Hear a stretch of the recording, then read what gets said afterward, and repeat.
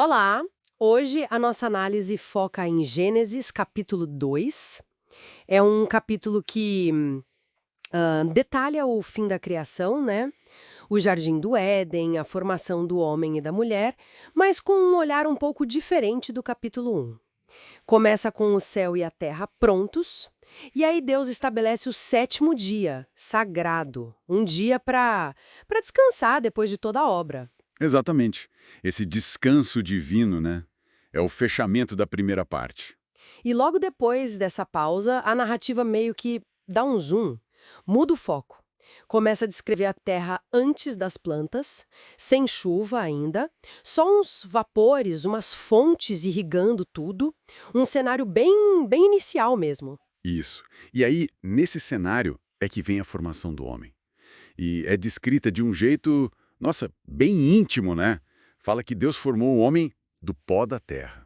Pegou barro, moldou e soprou o fôlego de vida nas narinas dele. Nossa, é uma imagem muito tátil, né? Quase artesanal. Sim. Transforma o pó num ser vivente. É uma proximidade que contrasta um pouco com a criação mais por decreto, que a gente vê no capítulo 1. São perspectivas que se somam, eu acho. Aham. E como o homem pronto, Deus planta o jardim, lá no Éden, a leste, um lugar preparado para ele morar. Cheio de árvores bonitas, árvores com frutas boas para comer. E no meio, né? Aquelas duas famosas, a árvore da vida e a árvore do conhecimento do bem e do mal. E o fascinante aqui é que o texto tenta até dar umas coordenadas geográficas para esse Éden, né?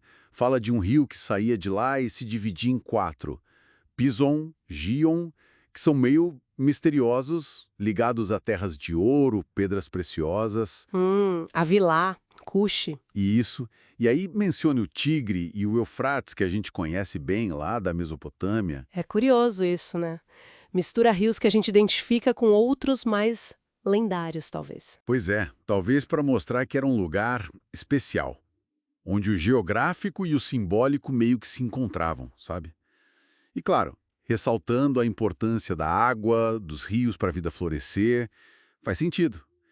E nesse jardim, o homem ganha uma tarefa, uma responsabilidade dupla: cultivar e guardar.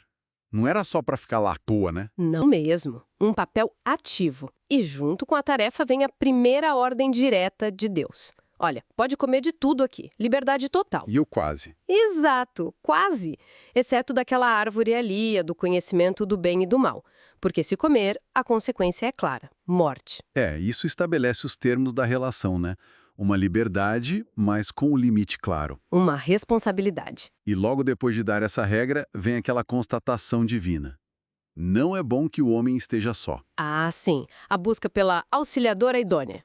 Não é só uma ajudante no sentido de, sei lá, assistente. É alguém que corresponde, que está à altura, face a face. Um par adequado, entende? Entendi. Não é subalterna. É Isso, complementar. isso. E aí, para encontrar essa parceira, tem aquele momento interessante. Aqui fica bem interessante, eu acho. Deus leva os animais até o homem. Para ele dar nome, Isso, um ato que parece simples. mas que no pensamento antigo era super significativo, né? Dar nome significava, tipo assim, entender a essência da coisa, ter um certo discernimento, até autoridade sobre o nomeado. E o homem faz isso, mostra essa capacidade. Mas o texto faz questão de dizer, para ele mesmo, para o Adão, não se achava essa auxiliadora idônea. Nenhum bicho servia. O que reforça a singularidade humana, né? Nenhum animal preencheu essa necessidade de um par que correspondesse. Exatamente. E aí, a solução de Deus é única, bem diferente da criação dos animais. Um sono profundo no homem. Quase uma anestesia divina, né? Pois é. Aí Deus tira uma costela. E a partir dela, o texto diz que Deus edifica a mulher. Gosto dessa palavra. Edifica. Sugere cuidado, construção. Arquitetura mesmo. E aí, ela é trazida ao homem. E a reação dele é imediata. Esta, afinal, é osso dos meus ossos, carne da minha carne. Um reconhecimento total. Alegria pura, né? Finalmente, alguém como eu. Ele a chama de varoa, Ixá, porque do varão, Ish ela foi tomada. Tem essa conexão no nome. Sim, essa ligação intrínseca. E o texto amarra isso diretamente com o casamento, né? Isso. Por isso o homem deixa o pai e mãe, se une à sua mulher. E os dois se tornam uma só carne. Como se essa união recompusesse uma unidade original. É muito profundo. Muito. E o capítulo termina com aquela imagem poderosa, eu acho, da inocência original. E ambos, o homem e sua mulher, estavam nus e não se envergonhavam. Uma nudez que vai além do físico, né? Com certeza, aponta para uma transparência total, psicológica, espiritual, sem culpa, sem medo, sem precisar esconder nada um do outro, nem de Deus.